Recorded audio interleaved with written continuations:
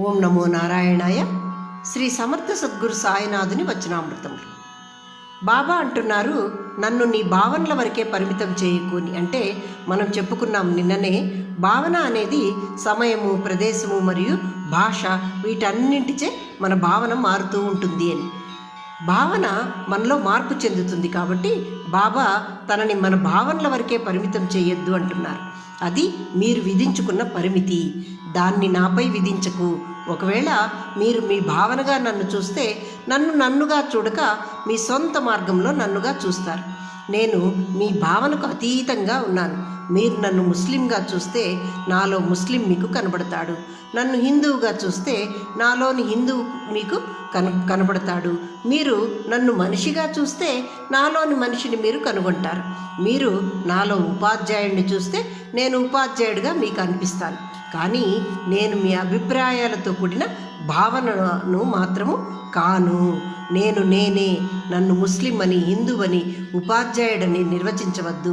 నేను అనంతుడను అంటున్నారు బాబా ఇక్కడ. 70వ సూత్రము. మనిషి ఆనందానికి వ్యతిరేకమైనటువంటివి అనారోగ్యము, కుటుంబంలో సమస్యలు, సమాజంలో సమస్యలు, లేదా వృత్తి వ్యాపారాల్లో సమస్యలు, ఇటువంటివి.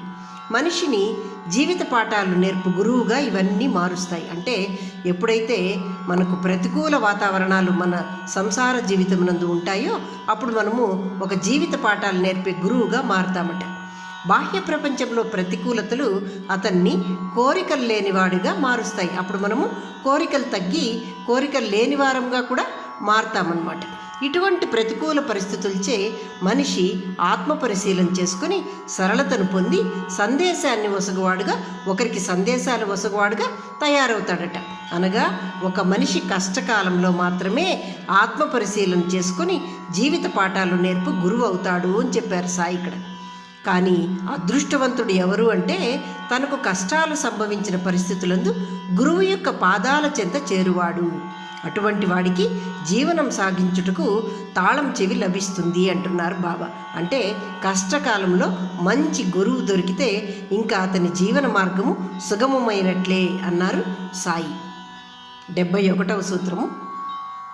మనము దిననిత్యము గ్రంథాధ్యయనము చేయుట అవసరము అంటున్నారు.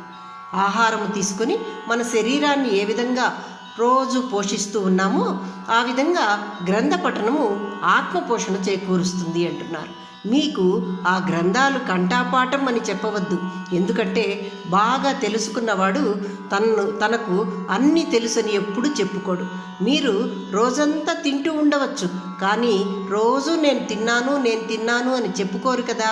అలాగే రోజు కొన్ని నిమిషాల పాటు పవిత్ర గ్రంథ పఠనము చేయుము. ఇది మీ మనసును శుభ్రపరుస్తుంది అంటున్నారు బాబా.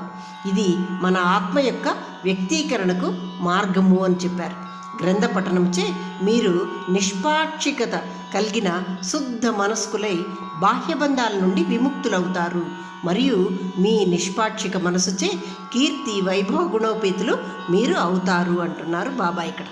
72వ సూత్రము. గురువును అనుసరించాలి అనే నిర్ణయం శిష్యుడే తీసుకోవాలి.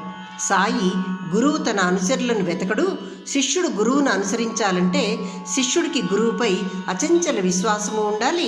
మరియు శిష్యుడికి సహనం కూడా చాలా అవసరము అంటున్నారు. గురువు యొక్క పనులు చాలాసార్లు అర్థం కానివై ఉంటాయి మరియు శిష్యులకు సందేహాలను కూడా లేవనెత్తుతాయి. ఆలోచనాత్మక మనస్సు పలు సందేహాలను లేవనెత్తుతుంది. నిరీక్షణ అనేది అసహనానికి గురి చేస్తుంది శిష్యుణ్ణి. 12 సంవత్సరాల శిష్యుని దీక్ష గురువును అనుసరించుటకు దారి చూపిస్తుందట. ఒక్కసారి గురువుతో లింక్ ఏర్పడితే ఆ తర్వాత గురువు నుండి శిష్యునికి శక్తి ప్రవహిస్తుంది అంటున్నారు బాబా ఇక్కడ. ఈ శక్తి శిష్యుని పరివర్తనకు, రూపాంతరానికి మరియు అతీతత్వానికి కారణమవుతుంది. ఏ విధంగా అయితే తాబేలు దూరంగా ఉండి చూపు ద్వారానే తన బిడ్డకు ఆహారం ఇస్తుందో, తన బిడ్డను చూసుకుంటుందో, ఆ విధంగా గురువు కూడా తన శక్తిని శిష్యునికి వసగి అతన్ని చైతన్యవంతుడిని చేసి అతని స్పృహతో వ్యవహరించినట్లుగా చేస్తాడు అంటున్నారు బాబా ఇక్కడ. ఓం నమో నారాయణాయ.